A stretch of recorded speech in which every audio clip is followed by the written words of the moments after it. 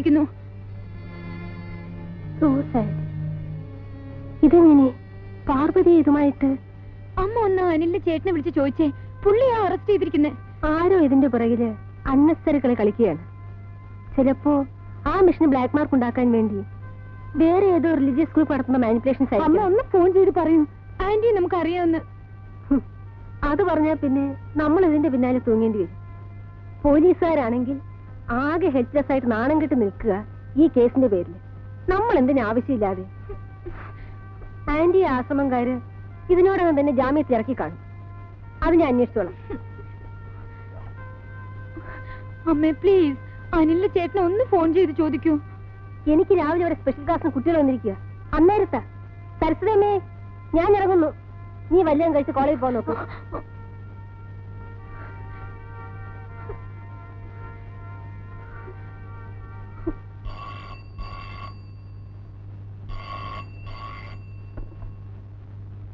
Hello. Hello.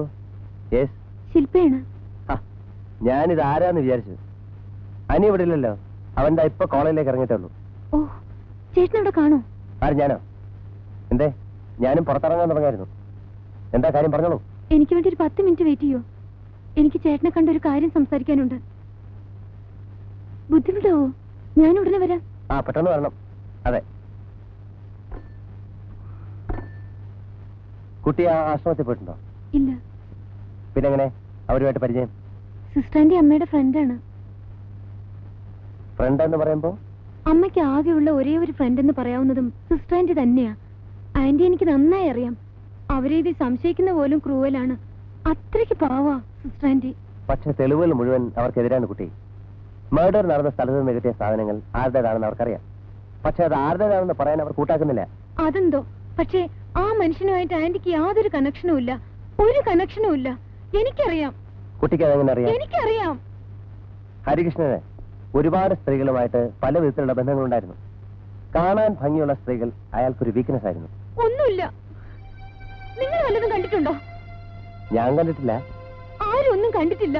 എല്ലാവർക്കും എല്ലാം അറിയുകയും ചെയ്യാം. മഞ്ഞപത്രങ്ങൾ എഴുതി വിടുന്നത് അതുപടി റിപ്പീറ്റ് ചെയ്യാം.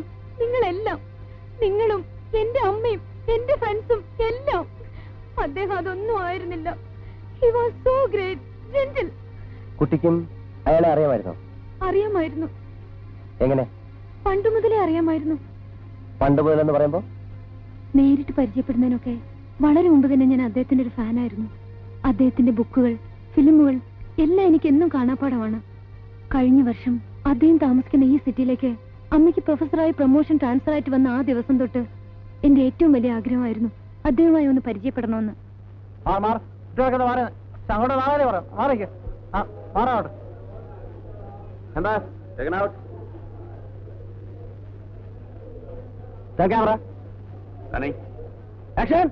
എവിടെയെങ്കിലും വെച്ച് ഒരേ തടിയിൽ നിന്ന് പോകുന്നത് കൊണ്ട് നിവൃത്തിയില്ലല്ലോ. ഓടിമാറാൻ പറ്റുമല്ലോ.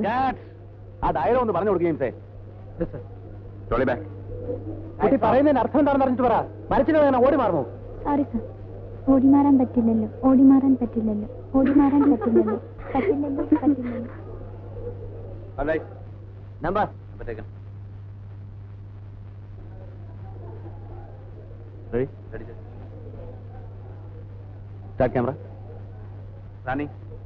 അരച്ചില്ലകൾ എവിടെയെങ്കിലും വെച്ച് കൂട്ടിത്തൊടുമായിരിക്കാം.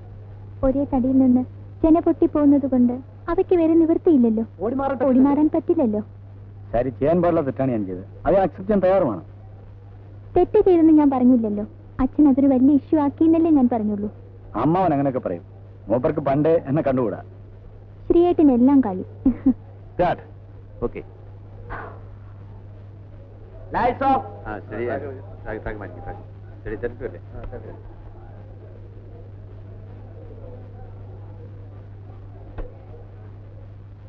നീ ചെല്ലു.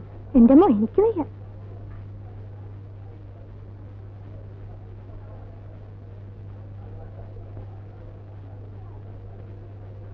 Excuse me, sir. Autograph, please.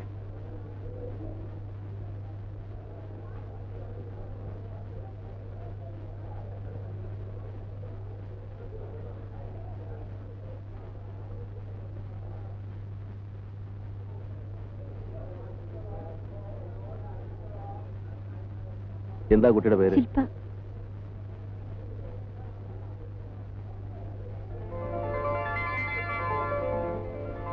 Thank you sir. ഇനി എന്താ വേണ്ടത്? സാറിനെ വർക്ക് ചെയ്യുന്നിടത്ത് വന്ന് ഡിസ്റ്റർബ് ചെയ്യാന്ന് വിചാരിക്കരുത്. ഇഫ് യു ഡോണ്ട് മൈൻഡ്, ഞങ്ങളുടെ കോളേജിൽ ഒരു ഫംഗ്ഷന്. എനിക്ക് എപ്പോഴേ തോന്നി നിന്ന് പരങ്ങുന്ന കണ്ടപ്പോ. സോറി. താരങ്ങൾ ആരെങ്കിലും വിട്ടുതരാം. എപ്പോഴാ എന്താന്നൊക്കെയുള്ള വിവരം എന്റെ അച്ഛനോട് പറഞ്ഞാൽ ആരെ വിട്ടുതരാൻ പറ്റുമെന്ന് അയാൾ പറയും. അവരെ ആരും ഞങ്ങൾക്ക് വേണ്ട, സാറ് തന്നെ വരണം. സത്യത്തെ അതിനെ ഇൻവൈറ്റ് ചെയ്യാനും കൂടിയാ ഞങ്ങൾ വന്നത്. ഞാൻ ആർട്സ് ക്ലബ് സെക്രട്ടറി. ഓഹോ. പ്ലീസ് സർ, കോളേജിലെ എല്ലാ കുട്ടികളുടെയും കോമൺ ഡിമാൻഡാ സാറിനെ തന്നെ കൊണ്ടുവരണമെന്ന്. പ്രസംഗിക്കാനൊന്നും വയ്യ കുട്ടി, നേരമില്ല. കണ്ടില്ലേ ഇവിടുത്തെ അംഗം? പ്രസംഗിക്കണ്ട, പിന്നെ വെറുതെ വന്ന് ആള് കാണിച്ചിട്ട് പോരാ. മതി. പ്രൈസ് ഡിസ്ട്രിബ്യൂഷൻ മാത്രം നടത്തിയിട്ട് തിരിച്ചു പോരാം. That we will arrange. എന്നാ ഇത്? 14th. ഓ, ഷൂട്ടിംഗ് ആണല്ലോ. ഇത് മൊത്തം ഒരു 15 മിനിറ്റ്സിന്റെ കാര്യമേ ഉള്ളൂ. അപ്പൊ തന്നെ വിട്ടേക്കാം. നിങ്ങൾ ഇപ്പൊ എങ്ങനെയൊക്കെ പറയും? ഗോഡ് പ്രോമിസ്, 15 മിനിറ്റ് കൂടുതൽ എടുക്കില്ല. ഞങ്ങൾക്കും അറിയില്ലേ സാറിന്റെ ടൈമിന്റെ വാല്യൂ. ഉടനെ വിട്ടേക്കണം. വിടാ sir. The next item in the program of this evening is distribution of prizes. I request our honorable guest, Mr. Harikrishnan, the renowned writer and film director, to give away the prizes. Sports items, 100 meters dash. First prize, Mohanayan. Second prize, Gracie. Third prize, Nancy. Malayalam poetry. First prize, Arundhati N, second year literature. Second prize, Shilpa S, second year pre-degree. Third prize, Suryakumari R, third year history. Short story competition. First prize, Shilpa S. Second prize, Lekha B. Nayak. Consciousness competition. First prize, Shilpa S. എന്തായിരുന്നു fancy dress?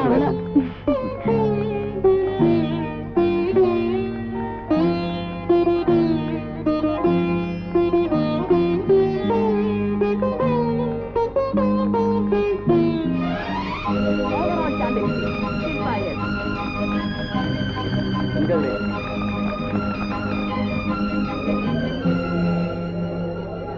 Thank you very much sir.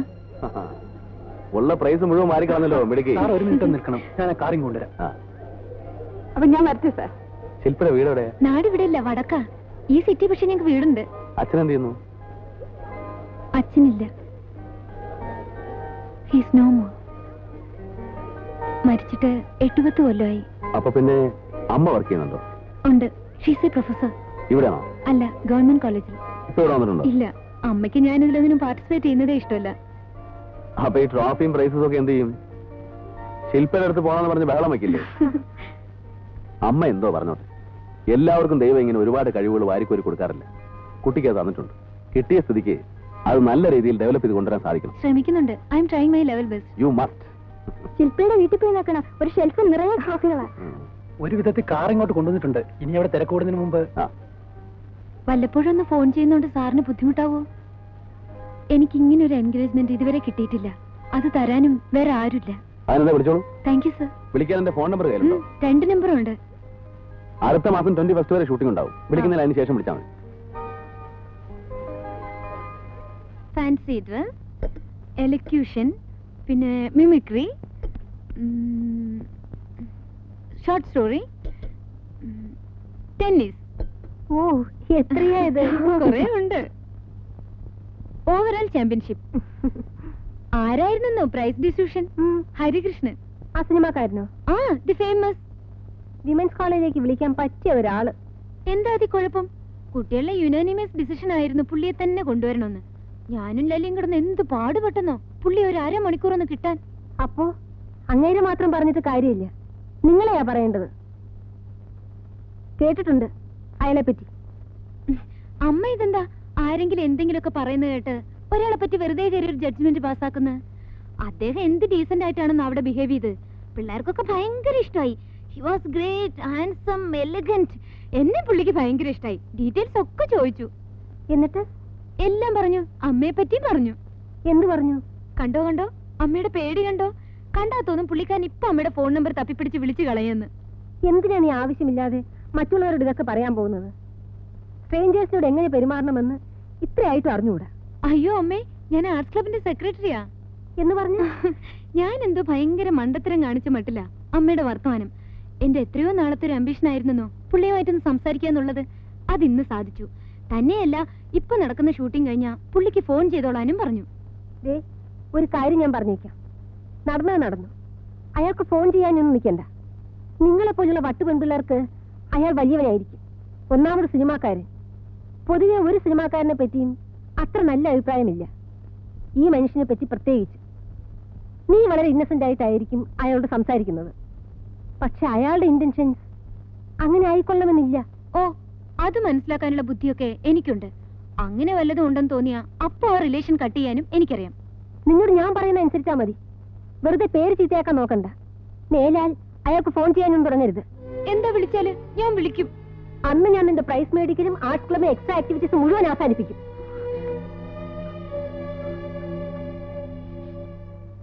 ഫിലിമിൽ chance വേണമെങ്കിൽ അത് നേരിട്ട് അങ്ങ് പറഞ്ഞാൽ മതി. നിങ്ങളെപ്പോലുള്ള പെമ്പിള്ളേർ chance ചോദിച്ചാൽ പുള്ളി പെട്ടെന്ന് തരും. സമയമാകുമ്പോ ഞാൻ ചോദിച്ചോളാം. പക്ഷെ അങ്ങേർക്ക് അതിന് ചില ചിട്ടകളൊക്കെ ഉണ്ട്. അതൊക്കെ അങ്ങ് നേരത്തെ കഴിച്ചു വെച്ചാൽ ഈ ചുറ്റിക്കളിയുടെയും ഫോൺ വിളിയുടെയും ഒന്നും ആവശ്യമില്ല. അത് ഞാൻ എങ്ങനെ സൗകര്യം വെച്ചാൽ അങ്ങനെ ചെയ്യാം. ആ, ഏതായാലും ഇപ്പൊ ഫോൺ ചെയ്യാൻ പോവാണല്ലോ, ബെറ്റ് വെച്ചോ. പുള്ളി 3 തരം കുട്ടിയോട് അങ്ങോട്ട് ചെല്ലാൻ പറയും. പിന്നെ വേറെ യാതൊരു പണിയില്ലാതെ അവിടെ ഇങ്ങനെ ഇരിക്കുകയല്ലേ പെൺപിള്ളേരുടെ ഫോൺ വരുന്നു നോക്കി. കുട്ടി നോക്കിയോ, പുള്ളി ഡെഫിനറ്റ് ആയിട്ട് അങ്ങോട്ട് ക്ഷണിക്കും. എനിക്ക് കാണണമെന്ന് തോന്നിയാൽ ഞാൻ പോയി കാണുകയും ചെയ്യും. അതിനിപ്പോ എന്താ, പിടിച്ച് തിന്നുകളെ. അത്രയല്ലേ ഉള്ളൂ. തിന്നു കഴിഞ്ഞാൽ എല്ല് ബാക്കി കാണുമല്ലോ. സാർ അതെല്ലാം കൂടി ഒന്ന് കളക്ട് ചെയ്ത് ഒരു കലത്തിലാക്കി കടലൊഴുക്കി കളഞ്ഞാ മതി. ആ, അത് ഞാൻ ഏറ്റു. പക്ഷെ നേരത്തെ അറിയിക്കണം എല്ല് ബാക്കിയാവുന്ന ദിവസം. ഓ,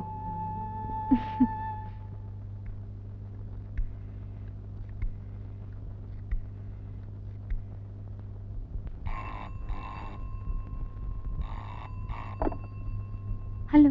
ഹലോ, സാറിന് എന്നെ ഓർമ്മയുണ്ടോന്നറിയില്ല. ശില്പ. ആ മനസ്സിലായി, പ്രൈസുകാരി കുട്ടി. പിന്നെ ഒന്നുമില്ല, വിളിക്കാന്ന് പറഞ്ഞിരുന്നോണ്ട്. Thank you. അയ്യോ, ഞാനില്ലേ താങ്ക്സ് പറയണ്ട്. പറഞ്ഞോളൂ. ഫ്രണ്ട്സിനൊക്കെ ഭയങ്കര അസൂയ ഞാൻ സാറുമായിട്ട് സംസാരിക്കാൻ പോണെന്ന് പറഞ്ഞിട്ട്. ആ, അവർക്ക് വിശ്വാസമാകുന്നില്ല. പിന്നെ ഈ സാറ് വിളി വേണ്ട, അതൊരു ബോറാ. എനിക്ക് അതിനേക്കാൾ ബോറാണ്. ഒരു 2-3 വട്ടം കൂടെ സാറേന്ന് വിളിച്ചിട്ട് പയ്യെ വിളി അങ്കിൾ നാക്കാന്ന് വിചാരിച്ചിരിക്കായിരുന്നു ഞാനും. അയ്യോ, അങ്കിൾ വിളി അതിനേക്കാളും ബോറാണ്.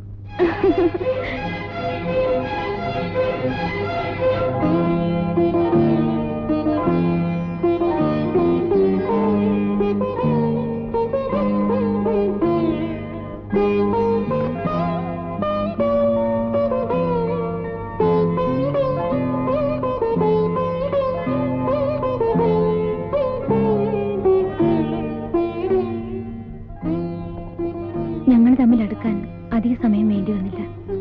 എന്നെ അദ്ദേഹത്തിന് എന്തോ പെട്ടെന്ന് ഇഷ്ടമായി. എന്റെ കാര്യങ്ങളെല്ലാം പറയാൻ എനിക്കൊരാള്, അങ്ങനെയാണ് എനിക്കും തോന്നിയത്.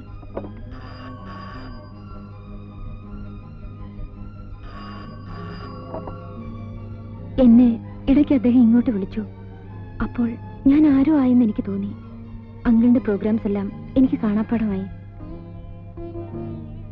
ഇടയ്ക്ക് ഞങ്ങൾ വഴിയിൽ വെച്ച് കണ്ടു. എന്റെ പഠിത്തത്തെ പറ്റി അന്വേഷിച്ചു. ഉഴപ്പുന്നുണ്ടോന്ന് സംശയം തോന്നിയപ്പോ എന്നെ വഴക്കു പറഞ്ഞു. അങ്ങനെ ആദ്യം ഉണ്ടായിരുന്ന കൊച്ചു പേടി പോലും എനിക്കില്ലാതെയായി. ഈശ്വരൻ സത്യമായിട്ട് ഒരിക്കൽ പോലും അങ്കിൾ എന്നോട് മര്യാദ വിട്ട് പെരുമാറിയിട്ടില്ല.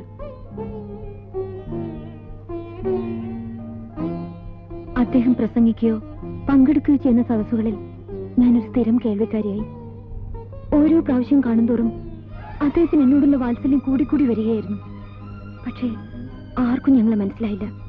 ഏറ്റവും അടുത്ത ഫ്രണ്ട്സിന് പോലും. ഞാൻ ആരെയും തിരുത്താനും മെനക്കെട്ടില്ല. അമ്മ ചീത്ത പറയുന്ന ഉറപ്പുള്ളതുകൊണ്ട് അവിടെ മാത്രം ഞാൻ എല്ലാം ഒളിച്ചു വെച്ചു.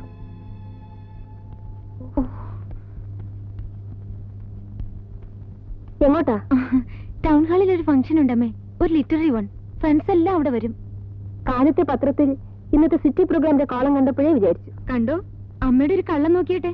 ഇതൊന്നും ശരിയല്ലമ്മേ, കൂടെ നിന്നുകൊണ്ടുള്ള ഒരുതരം സ്പൈയിങ്. ആ മനുഷ്യന്റെ ഏതോ ബുക്കിന്റെ റിലീസ് ഫംഗ്ഷൻ അല്ലേ? നീ പോവണ്ട. എന്താ പോയാല്? തിരിച്ചു ചോദിക്കണ്ട. പോവണ്ടെന്ന് പറഞ്ഞാൽ പോവണ്ട. ഞാൻ ചെല്ലൂന്ന് പറഞ്ഞിട്ടുണ്ട്. ആരോട്? ആരോടെന്ന്? എന്റെ ഫ്രണ്ട്സിനോട്. നീ ചെല്ലുമെന്ന് അയാളോട് പറഞ്ഞിട്ടുണ്ടോ? പറഞ്ഞിട്ടുണ്ടോ എന്ന്? ഉണ്ട്. ഓ, അപ്പൊ കോണ്ടാക്ട് മുറിഞ്ഞിട്ടില്ല. നശിക്കേണ്ടത് തീരുമാനിച്ചിറങ്ങിയിരിക്കുക. ഞാൻ നശിച്ചിട്ടൊന്നുമില്ല, നശിക്കുകയില്ല. വർത്തമാനം മതിയമാവുന്നു. അമ്മ എന്ത് പറഞ്ഞാലും ഇന്ന് ഞാൻ അവിടെ പോവും. എങ്കിലും ഒരു മിനിറ്റ് നിൽക്ക്, ഞാനും നിന്റെ കൂടെ വരുന്നുണ്ട്.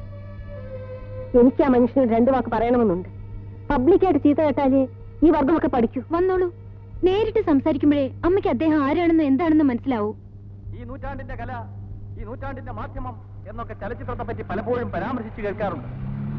എന്തോ അറിവ് കുറവ് കൊണ്ടായിരിക്കാം ചലച്ചിത്രത്തെ ഇതര കലകളുമായി തുലനം ചെയ്ത് കാണാൻ ഈ ഉള്ളവന് സാധിക്കാറില്ല. ഞാൻ സിനിമ കാണാറുമില്ല. സാധാരണയായി സിനിമാ ലോകത്തിലേക്ക് ഒരു എഴുത്തുകാരൻ പ്രവേശിക്കുന്നതോടെ പിന്നെ അങ്ങോട്ട് സാഹിത്യത്തിന് ആ എഴുത്തുകാരൻ നഷ്ടമായി എന്ന് കണക്ക് കൂട്ടിക്കൊണ്ടാൽ മതി. ഉദാഹരണങ്ങൾ അനവധിയുണ്ട്. ആ മാധ്യമത്തിന്റെ പ്രത്യേക തരം പോപ്പുലാരിറ്റിയും മറ്റ് മേമ്പടികളും പണക്കൊഴുപ്പും ഒക്കെ തന്നെ സർഗശക്തിയുള്ള എഴുത്തുകാരൻ പോലും ഒരു നീരാളിപ്പിടുത്തത്തിലെന്ന പോലെ വലിച്ചുകൊണ്ടു പോകുന്നതായിട്ടാണ് കണ്ടുവരാറുള്ളത്. ആരെന്നൊക്കെ പറഞ്ഞാലും അത് യാഥാർത്ഥ്യം. പക്ഷേ ശ്രീ ഹരികൃഷ്ണന്റെ ഈ നേട്ടത്തെ വിലയിരുത്തുമ്പോൾ നമ്മൾ അതിനപ്പുറത്ത് വേറെ യാഥാർത്ഥ്യമുള്ളതുകൂടി കുറഞ്ഞൊരു കാലമായി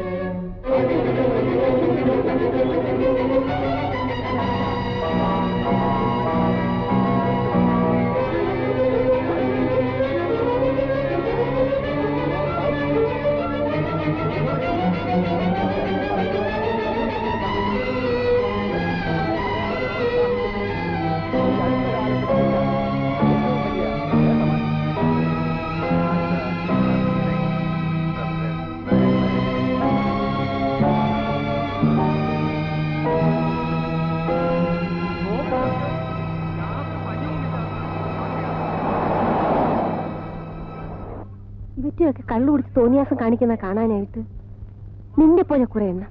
ആ ഫംഗ്ഷൻ അങ്ങനെ അലങ്കോലപ്പെട്ടതിന് എന്റെ അമ്മ കൂടി ഉത്തരവാദിയാണെന്ന് എങ്ങനെ എനിക്ക് തോന്നി. അതൊന്നുമല്ല, തലവേദനയായിരുന്നെന്ന് പറഞ്ഞ് അങ്കിൾ ഒഴിഞ്ഞു. എങ്കിലും ഞാൻ അദ്ദേഹത്തെ വിളിച്ച് മാപ്പ് പറഞ്ഞു. എനിക്ക് വാശിയായിരുന്നു എല്ലാവരോടും. പിന്നീട് വിളിച്ചപ്പോ പലപ്പോഴും അദ്ദേഹത്തെ ഫോണിൽ കിട്ടിയില്ല. എന്തിനാ ഇങ്ങനൊരു പുലിവാല് എന്നൊരു പക്ഷെ തോന്നിയിട്ടുണ്ടാവും. ഏതായാലും അകലാനുള്ള ഒരു അറ്റംപ്റ്റ് പോലെയാണ് എനിക്ക് തോന്നിയത്. അതെന്നെ വല്ലാതെ വേദനിപ്പിച്ചു. പുതുവർഷം വരികയായിരുന്നു. കൂട്ടുകാരികളുടെ ക്രിസ്മസ് കാർഡുകളുടെയും ന്യൂ ഇയർ കാർഡുകളുടെയും ഇടയ്ക്ക് അദ്ദേഹത്തിന്റെ കാർഡ് കിട്ടിയപ്പോൾ എനിക്ക് ഏതാണ്ട് സ്വർഗം കിട്ടിയ വാശിയായിരുന്നു. മോൾക്ക് എന്ന് മാത്രം എഴുതി നേരത്തെ ഒരു ബ്രൗൺ വരയിൽ ഒപ്പിട്ട ആ കാർഡ് മരണം വരെ എന്നോടൊപ്പം ഉണ്ടാവും. അത് കിട്ടിയപ്പോൾ ഞാൻ അദ്ദേഹത്തെ വിളിച്ചു പറഞ്ഞു, പുതുവർഷത്തെ ജാനുവരി 1 ആദ്യം അവിടെ വന്ന് ഗിഫ്റ്റ് തരുന്നത് ഞാനായിരിക്കുമെന്ന്. അതുവരെ ആ കോട്ടേജ് പോയിട്ടില്ലേ? ഇല്ല, സ്ഥലമൊക്കെ എനിക്കറിയാമായിരുന്നു. എന്തോ വിളിച്ചില്ല, പോയുമില്ല. ഞാൻ അങ്ങോട്ട് ചെല്ലുമെന്ന് പറഞ്ഞപ്പോ ആദ്യം അദ്ദേഹം വിലക്കാൻ നോക്കി. ഞാൻ നിർബന്ധം പിടിച്ചപ്പോ ഒടുവിൽ സമ്മതിച്ചു. ഞാൻ സമ്മതിപ്പിച്ചു. ഇന്ന് ജനുവരി 1.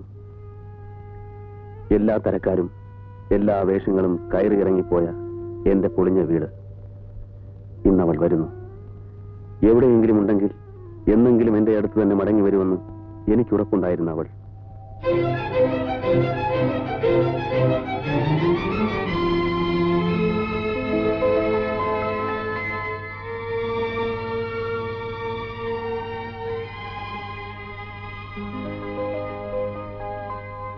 വരൂ. അപ്പോളേ ഇന്ന് ഉച്ചക്കൊരു കാലക്കാൻ ഊണ് റെഡിയാക്കണം. ഓ, പായസം, കോൾ ഒന്നും വേണ്ട, ഞാനിപ്പോ പോവും. ഇത് തന്നെ ഇപ്പൊ അമ്മ അറിഞ്ഞാൽ ആകെ പ്രശ്നമാവും. നോട്ട്സ് എഴുതി എടുക്കാനെന്നും പറഞ്ഞ് ലല്ലിയുമായിട്ടൊരു കോൺസ്പെർസി ഒക്കെ നടത്തിയിട്ടാ ഇപ്പൊ ഇവിടെ നിൽക്കുന്നത് തന്നെ. എവിടെ എനിക്ക് സമ്മാനം കൊണ്ടുവരുന്നു പറഞ്ഞിട്ട്? അമ്പലത്തിൽ നിന്ന് പൂജ കഴിപ്പിച്ച് വാങ്ങിച്ചതാ. കൊല്ലം മുഴുവൻ സന്തോഷം, സമൃദ്ധി, സമാധാനം, പിന്നെന്താ ക്രിയേഷന്റെ ആഹ്ലാദവും ആരോഗ്യവും കൊണ്ട് ജീവിതം നിറയെ സമ്പന്നത, സന്തുഷ്ടി.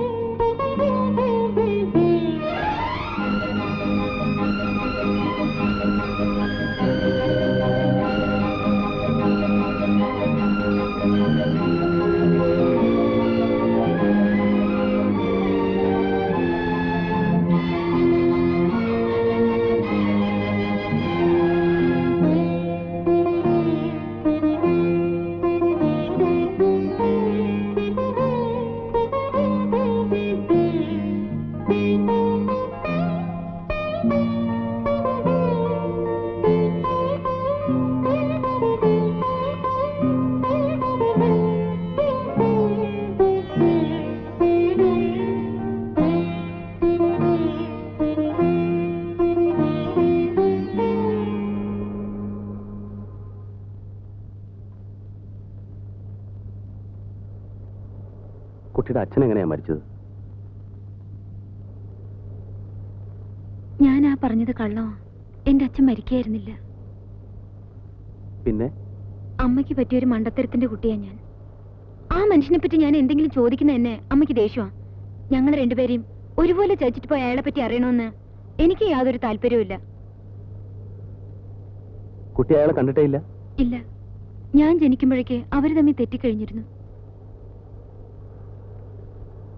ഞാൻ കൈക്കുഞ്ഞായിരുന്നപ്പോ എന്നെയും എടുത്ത് അമ്മ നൈജീരിയയിൽ ഒരു ജോലി വാങ്ങിപ്പോയി. എന്നെയും കൊണ്ട് ഈ നാട്ടിൽ ബന്ധുക്കളുടെയും പരിചയക്കാരുടെ ഇടയിൽ നിൽക്കാനുള്ള ബുദ്ധിമുട്ടുകൊണ്ടാണെന്നാ അമ്മ പറഞ്ഞത്. എനിക്ക് 8 വയസ്സുള്ളപ്പോഴാ അമ്മ വീണ്ടും മടങ്ങിയെത്തിയത്. ഏറ്റവും അടുത്ത ഫ്രണ്ട്സിനോട് പോലും ഞാൻ പറഞ്ഞിരിക്കുന്നത് അച്ഛൻ മരിച്ചുപോയെന്നാ. അത് ഞാനും അമ്മയും തമ്മിലുള്ള ഒരു പ്രതിജ്ഞ. അങ്ങനെ പറയാവൂന്ന്. ആദ്യമാ ഒരാളിനോട്.